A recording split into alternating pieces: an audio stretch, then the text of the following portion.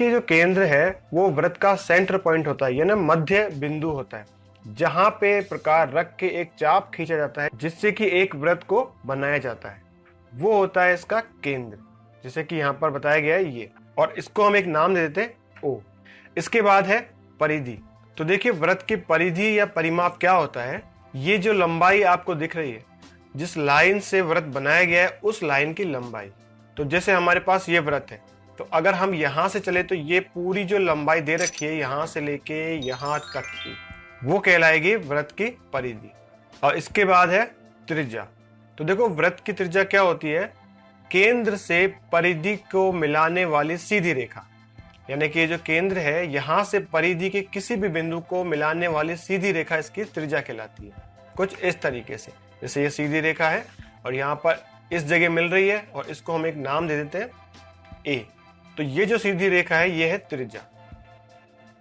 ए ओ एक त्रिज्या है और एक वृत्त में कितनी भी त्रिज्याएं खींची जा सकती है इस तरीके से, ठीक है, और सारी त्रिज्याओं की लंबाई बराबर होगी। इसके बाद है व्यास। तो देखो वृत्त का व्यास क्या होता है, वृत्त की परिधि की दो बिंदुओं को आपस में मिलाने वाली सीधी रेखा जो वृत्त के केंद्र से होकर गुजरे, वो व्यास कहलाता है। देखो कैसे, जैसे मान लो ये एक बिंदु है और ये एक बिंदु है, तो यहां से अगर एक सीधी रेखा खींची जाए लेकिन वो केंद्र से होके गुजरनी चाहिए तो कहलाएगा वो व्यास। तो जैसे यहां पर दिया गया है ये, ठीक है, और इसको हम नाम दे देते हैं बी। तो बी ए एक व्यास है और व्यास हमेशा त्रिज्या का दुगना होगा। ये एक त्रिज्या और ये दूसरी त्रिज्या, ठीक है।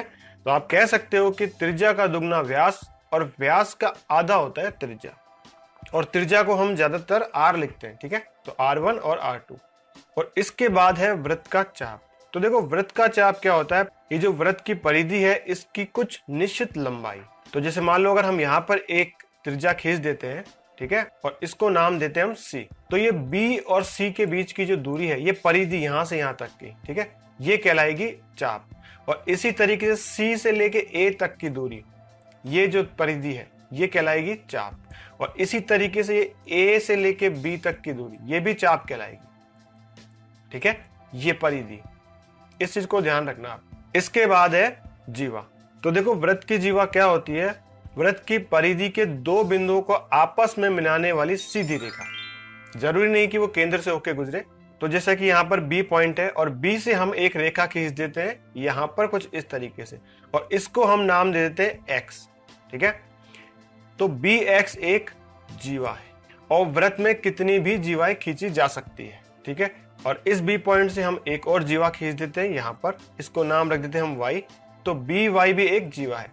इस सर्कल में आपको एक चीज याद रखने की है कि BA यानी यहां से यहां तक की जो ये रेखा है ये भी एक तरह की जीवा है। तो आप ये कह सकते हो कि वृत्त में सबसे बड़ी जीवा व्यास होती है, ठीक है। तो ये कुछ बेसिक सी जानकारी थी वृत्त के बारे में कि कौन सी चीज क्या होती है। उम्मीद करता हूं आपको समझ में आ गई होगी, ठीक है। आगे चलते हैं। तो देखो जैसे यहाँ पर ये एक वृत्त दिया गया है, ठीक है, और हमें निकालनी है वृत्त की परिधि। तो वृत्त की परिधि निकालने का फॉर्मूला क्या होगा, 2πr, ठीक है। अब ये जो पाई है ये वाला निशान, ये एक ग्रीक सिंबल है और इसका मान निश्चित होता है, तो इसका मान होगा 22/7, ठीक है। और इसको आगे सॉल्व करोगे तो 3.14 यानी 3.14। हालांकि मान और भी लंबा होता है लेकिन हमें सिर्फ 2 अक्षर तक ही जाना है इसमें, ठीक है। तो वृत्त की परिधि निकालने के लिए जो फॉर्मूला है 2πr, इस फॉर्मूले से दो चीज निकलेगी।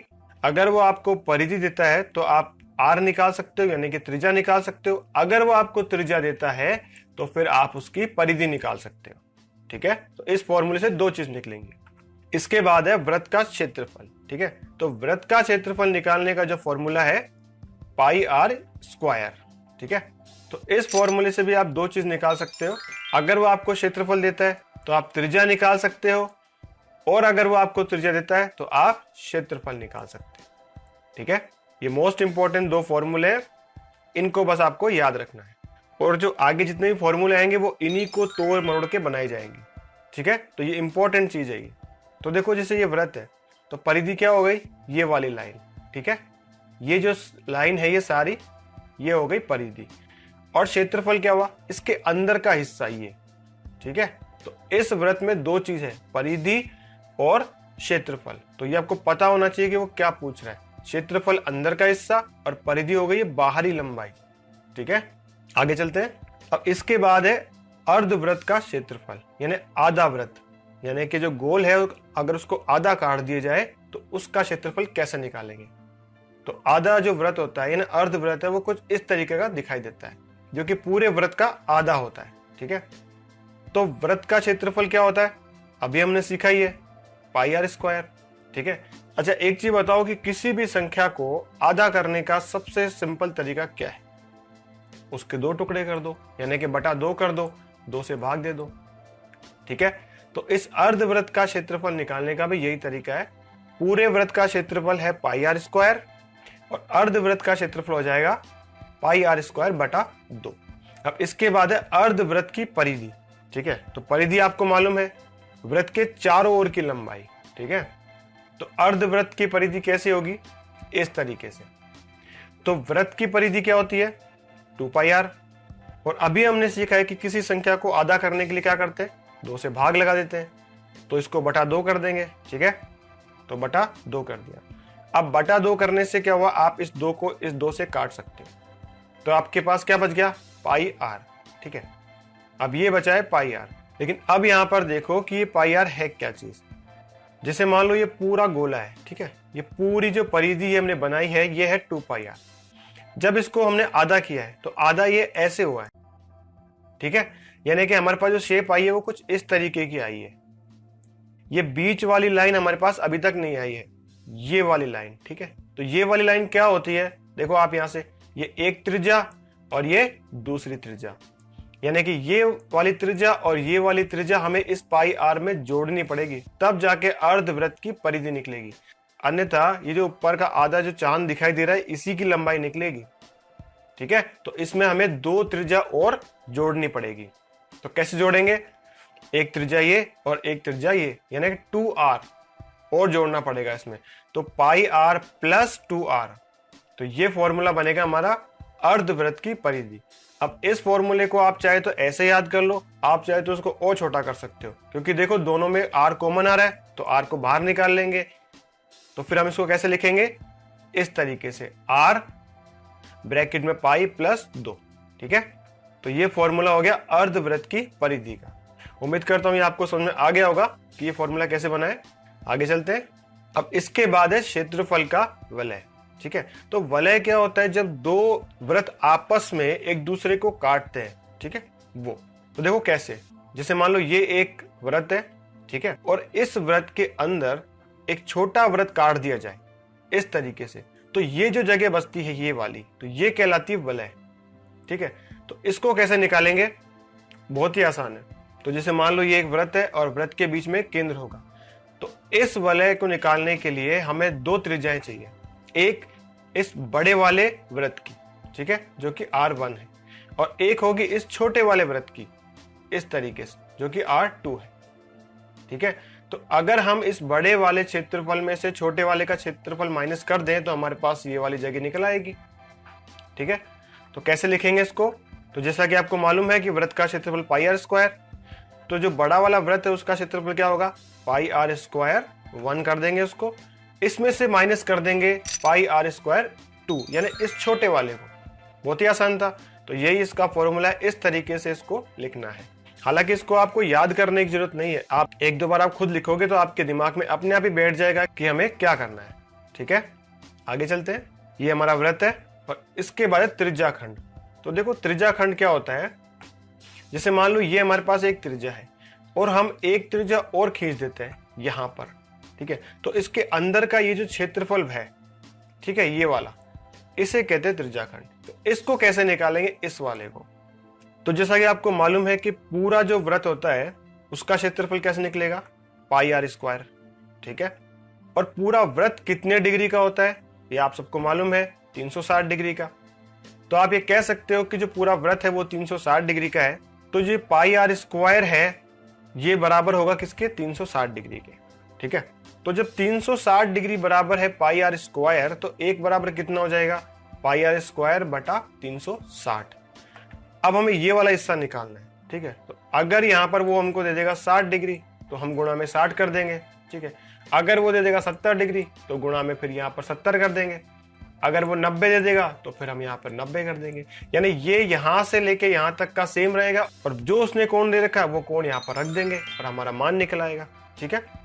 इस तरीके से आपको त्रिज्याखंड निकालना है, ठीक है। तो ये इसका फॉर्मूला हो गया पाई आर स्क्वायर बटा 360 डिग्री। और ये जो कोण जो हमने 60 लिखा है यहाँ पे वो जो कोण देगा, यानी अगर यहाँ पे आप x मानते हो तो यहाँ पर आ जाएगा x डिग्री, ठीक है। इस तरीके से बहुत ही सिंपल है। आगे चलते हैं। इसके बाद है चाप की लंबाई, ठीक है। चाप आपको मालूम है इस परिधि की कुछ निश्चित लंबाई, ठीक है। तो जैसे मान लो अगर हमने यहाँ पर एक त्रिज्या और बनाई है तो यहां से लेके यहां तक की ये लंबाई क्या होगी। अभी जो हमने पहले पढ़ा था वो अंदर का मामला था ये वाला, ठीक है। अब हम पढ़ रहे इस रेखा की लंबाई, ये जो उसने चाप बनाया है यहां से लेके यहां तक की ये जो लाइन है इस लाइन की लंबाई क्या होगी। तो वृत्त की परिधि क्या होती है 2 पाई आर, ठीक है, अभी हमने पढ़ाई है।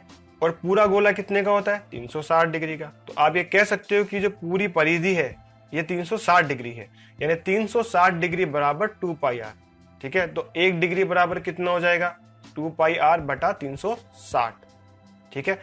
और गुणा में जो हमें वो कोण देगा, जैसे मान लो अगर वो हमें यहाँ पर देता है 45 डिग्री तो हम लिख देंगे 45 डिग्री यहाँ पर। और अगर हमें वो देता है 90 डिग्री तो इसकी जगह फिर हम 90 डिग्री लिख देंगे, ठीक है। अगर वो यहाँ पर हमें दे देता है 60 डिग्री तो फिर हम यहाँ इसको काट के 60 डिग्री लिख देंगे। यानी जितना भी वो हमें कोण देगा वो कोण यहाँ पर आ जाएगा, ये यहाँ से लेके यहाँ तक एकदम सेम रहेगा। तो 2 पाई आर है, परिधि है, तो ये परिधि यानी कि चाप की लंबाई ज्ञात करने का है। इसके पहले था वो अंदर के क्षेत्रफल निकालने का फॉर्मूला था, ठीक है। इसको कंफ्यूज मत हो जाना कि कौन सा क्या है, ठीक है। तो ये इसका फॉर्मूला हो गया। ये जो 45 है इसकी जगह आप x कर सकते हो, तो x डिग्री का जो उसने कोण दिया होगा वो यहाँ पर आ जाएगा, ठीक है। तो ये कुछ बेसिक कॉन्सेप्ट थे जो सर्कल के क्वेश्चन करने के लिए आपको आने चाहिए। यहां तक अगर आपको कोई दिक्कत आ रही है तो आप इस वीडियो को रिवाइंड करो और वापस स्टार्टिंग में देखो, कौन सा फॉर्मूला आपको नहीं आ रहा है उसको दोबारा याद करो, ठीक है। तो इन कॉन्सेप्ट को लेते हुए अब हम कुछ क्वेश्चन कर लेते हैं ताकि ये चीजें आपको दिमाग में फिट बैठ जाए कि इनको सॉल्व कैसे करना है, ठीक है। तो देखो पहले क्वेश्चन में कह रहा है कि यदि 2 पहियों की त्रिज्या, पहिया मतलब गोल, ठीक है, यानी वृत्त की त्रिज्याओं का अनुपात 3:4 है तो उनकी परिधियों का अनुपात बताना हमें। ये इसके ऑप्शंस आ गए। अब देखो जैसे उसने क्वेश्चन में दे रखा है हम वैसे के वैसे ही करेंगे और बहुत ही सिंपल तरीके से क्वेश्चन सॉल्व करेंगे। बस जो मैंने अभी आपको बताया है वो सारा आपको याद होना चाहिए। तो देखो वृत्त की परिधि क्या होती है 2 पाई आर। तो देखो इसमें हमसे पूछ रहा है कि 2 पहियों की परिधियों का अनुपात पूछ रहा है, ठीक है। तो पहले वृत्त की परिधि क्या होगी 2 पाई आर, ठीक है, इसको 1 नंबर डाल दिया। अनुपात में 2 पाई आर 2 दूसरा पाई है, ठीक है।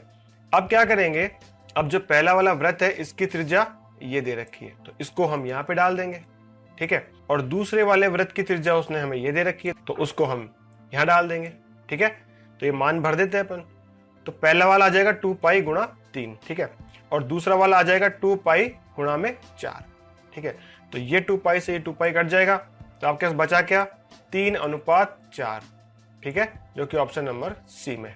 तो इस क्वेश्चन से आप क्या समझे कि त्रिज्याओं का जो अनुपात होगा, ठीक है, वो उनकी परिधियों का भी अनुपात सेम रहेगा, ठीक है।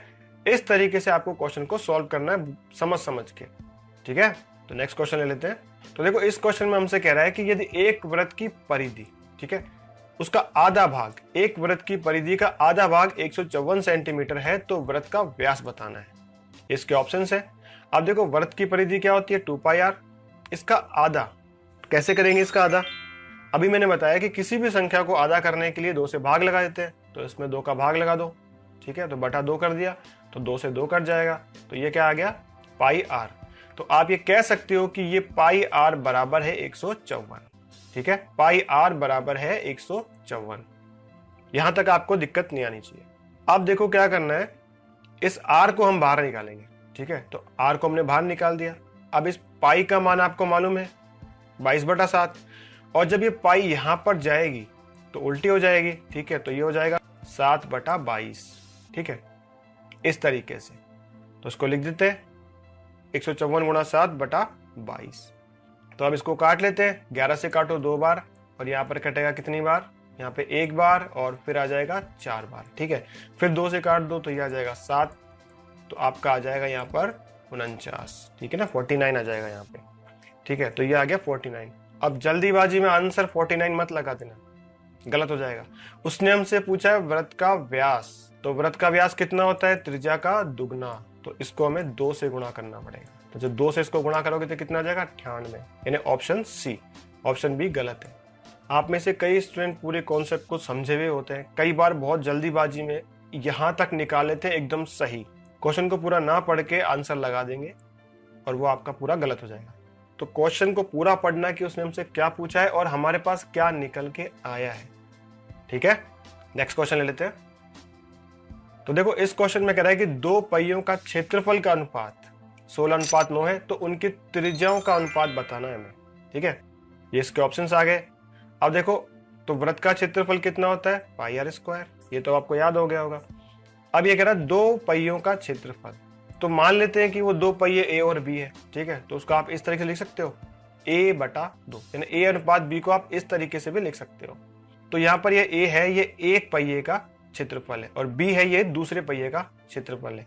तो हम इसको ये लिख सकते हैं कि a बराबर पाई आर स्क्वायर 1, ठीक है, और b बराबर हो जाएगा पाई आर स्क्वायर 2। ठीक है, ये 1 और 2 हमने सिर्फ इसको मार्क करने के लिए किया है, इसका यहाँ पर संख्यात्मक मान नहीं है। ठीक है, अब इसके बाद आप इस पाई को यहाँ से यहाँ काट सकते हो और हम इसको क्या लिख सकते हैं यहाँ पर, आर स्क्वायर 1 और आर स्क्वायर 2। ठीक है, कुछ इस तरीके से। अब ये एक पहिए का क्षेत्रफल और ये दूसरे पहिए का क्षेत्रफल। ठीक है, तो एक पहिए का क्षेत्रफल उसने हमें दे रखा 16 और दूसरे का दे रखा 9, तो इसकी जगह आप मान भर दो इस तरीके से। आप देखो यहाँ पर ये है स्क्वायर में और यहाँ पर ये भी है स्क्वायर में, तो आपको इसका स्क्वायर रूट आना चाहिए। तो आप देख के बता सकते हो, यहाँ पर आ जाएगा 4 चौक 16 और यहाँ पर आ जाएगा 3 तिया 9, यानी 4:3 हो जाएगा। तो हमारा आंसर हो जाएगा ऑप्शन ए। तो इस तरीके से आपको क्वेश्चन को सॉल्व करना है। उम्मीद करता हूँ ये क्वेश्चन आपको समझ में आ गया होगा। तो चलिए नेक्स्ट क्वेश्चन ले लेते हैं। तो देखिए इस क्वेश्चन में कह रहा है कि किसी वृत्त का क्षेत्रफल 38.5 वर्ग सेंटीमीटर है, तो उसकी परिधि की लंबाई बताओ। ठीक है, इसके ऑप्शंस आ गए। तो जैसा कि इसने हमें क्वेश्चन में दे रखा है, वृत्त का क्षेत्रफल कितना दे रखा है, 38.5, और आपको मालूम है कि वृत्त का क्षेत्रफल क्या होता है, पाई आर स्क्वायर। तो आप ये कह सकते हो कि पाई आर स्क्वायर बराबर है ये, ठीक है, 38.5। अब इतना करने के बाद क्या करोगे, इस आर को रहने दोगे यहाँ पर और पाई को डाल दोगे यहाँ पर। तो पाई का मान होता है 22/7, और जब पाई यहाँ पर जाएगी तो कितना हो जाएगा, 7 यहाँ पर आ जाएगा और 22 नीचे आ जाएगा, क्योंकि संख्या उल्टी हो जाती है। ठीक है, तो इस तरीके से हमें लिखना होगा। तो आर स्क्वायर बराबर हो जाएगा 38.5 गुणा 7/22। अब इसको काटेंगे तो देखो इस तरह की जो भी संख्या आती है वो ज्यादातर कट जाती है। तो जब आप बार बार प्रैक्टिस करोगे तो आपको समझ में आ जाएगा कि इसको जल्दी कैसे काटा जा सकता है। ठीक है, तो जैसे इस पॉइंट को अगर हम हटा दें तो यहाँ पर हम 0 लगा देंगे। ठीक है, अब इसको काट दो तो ये 11 से कटेंगे तो ये कट जाएगी 20 बार। ठीक है, और 11 से इसको काटो, 11 तिया 33 और बचा कितना 5, तो 11 पंजे 55। अब ये कट रहा है किससे, 5 से कट रहा है, 4 और ये आ गया 7। ठीक है, तो इस 7 को इससे गुणा करेंगे तो कितना आ जाएगा, 49/4।